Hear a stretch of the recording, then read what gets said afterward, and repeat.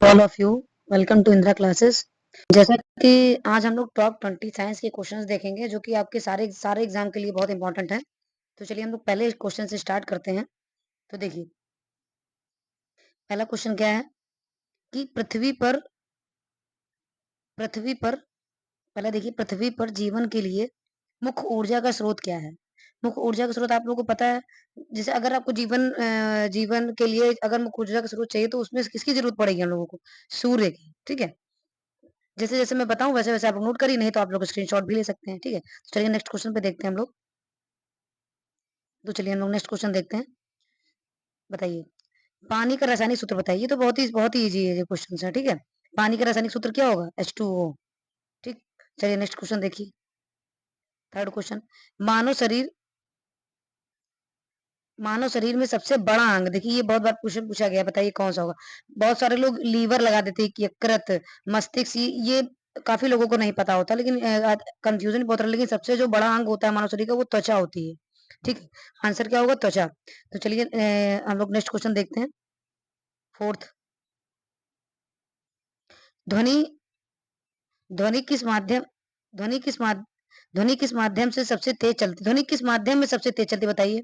ये क्वेश्चन भी बहुत बार पूछा जाता है। ठीक है, तो देखिए ठोस में सबसे ज्यादा चलती है। आप एक ऐसे भी आप सोचिए कि ध्वनि जो होती है वो किस माध्यम में सबसे तेज चलती है, तो क्या आंसर होगा? ठोस में।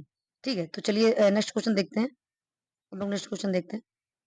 पांचवा क्वेश्चन, वह ग्रह कौन सा है वह ग्रह कौन सा है वह ग्रह कौन सा है जिसे लाल ग्रह कहा जाता है? बताइए लाल ग्रह किसे कहते हैं हम लोग? लाल ग्रह आप लोगों को पता ही होगा, मंगल ग्रह को कहा जाता है। ठीक है, चलिए नेक्स्ट क्वेश्चन देखते हैं। अगर आपको मेरा चैनल अच्छा, अगर मेरा क्वेश्चंस आपको अच्छे लग रहे हैं तो मेरे चैनल को लाइक और सब्सक्राइब जरूर कर लीजिएगा। थैंक चलिए तो फिर हम लोग देखते हैं छठवें क्वेश्चन पे। बताइए मानव रथ का पीएच मान बताइए। मानव रथ का पीएच मान कितना होता है? 7.4। ये क्वेश्चन भी बहुत बार पूछा जाता है। ठीक है, तो चलिए दूसरा क्वेश्चन देखते हैं हम लोग। सेवंथ नंबर पे चलते हैं। बताइए बताइए पृथ्वी की परिक्रमा करने वाला प्राकृतिक उपग्रह कौन सा है? जो पृथ्वी की परिक्रमा करने वाला प्राकृतिक प्राकृतिक उपग्रह कौन सा है? तो क्या होगा? पृथ्वी के देखिए वैसे तो देखा जाए तो ये चंद्रमा है। ठीक है, पृथ्वी का उपग्रह ही चंद्रमा है, तो ये प्राकृतिक उपग्रह है, इसको प्राकृतिक उपग्रह भी कहा जाता है। ठीक है, चलिए नेक्स्ट क्वेश्चन पे देखते हैं। आठवां क्वेश्चन, बताइए वह कौन सी गैस वायुमंडल में सबसे अधिक मात्रा में पाई जाती है? ये तो पता ही होगा बहुत सारे लोगों को। वैसे देखिए नाइट्रोजन सबसे ज्यादा पाया जाता है, लेकिन CO2 नहीं। बहुत सारे बच्चे CO2 लगा देते हैं क्वेश्चन में, तो इसलिए ध्यान से पढ़िएगा क्वेश्चन को और समझते हुए चलिएगा। ठीक है, चलिए नवे क्वेश्चन पे देखते हैं हम लोग।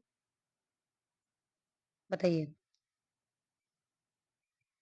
किस प्रक्रिया के द्वारा पौधे भोजन बनाते हैं? ये तो पता ही होगा भाई, ये प्रकाश संश्लेषण के द्वारा। ठीक है, ये क्वेश्चन भी बहुत बार पूछा जाए।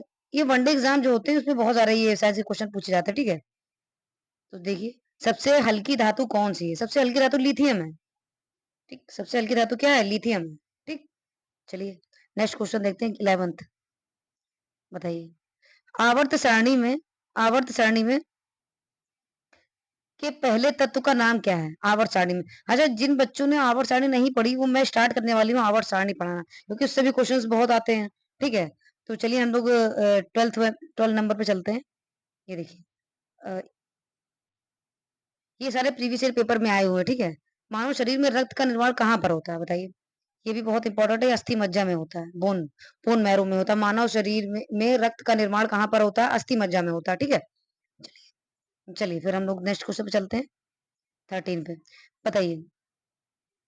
ये बताइए द्रव का ठोस में परिवर्तित होना किस प्रकार से होता है? भाई द्रव अगर ठोस में हो जाए यानी वो क्या हो रहा है? जमना होता है। इसको भी मैं बहुत अच्छे से आप लोगों को हर एक चीज क्लियर करती हुई चलूंगी।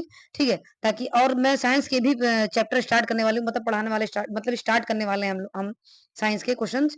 तो जो जो ना समझ में आए उसको मैं अच्छे से आपको एक्सप्लेन करके समझा दूंगी फिर।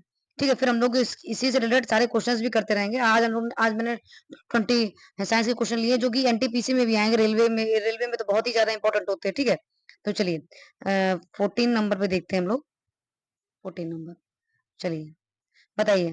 विद्युत धारा का मापन किस इकाई में मापा जाता है? भाई ये तो पता ही होगा, ये भी बहुत बार पूछा गया है, एम्पियर में। ठीक, बताइए। 15 क्वेश्चन देखिए, 15 क्वेश्चन बताइए। पृथ्वी पर सबसे कठोर पदार्थ बताइए। पृथ्वी पर सबसे कठोर पदार्थ क्या है? हीरा है। ठीक, पृथ्वी पर सबसे कठोर पदार्थ हीरा है। 16 नंबर देखिए,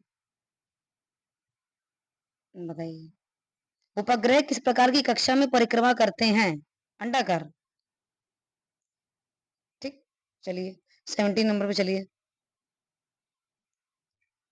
अब बताइए। वह यंत्र वह यंत्र कौन सा है जिसमें भूकंप की तीव्रता मापी जाती है? बताइए। भूकंप की तीव्रता हम लोग मापने वाला यंत्र कौन सा? सिस्मोग्राफ। ठीक, चलिए 18 क्वेश्चन पे देखते हैं हम लोग, बताइए। नाभिकीय विखंडन में किस तत्व का उपयोग किया जाता है? नाभिकीय विखंडन में ध्यान से पढ़िएगा, यूरेनियम का। ठीक, यूरेनियम तत्व का यूज उपयोग किया जाता है। तो आज हम लोग 19 क्वेश्चन पे चलते हैं, बताइए।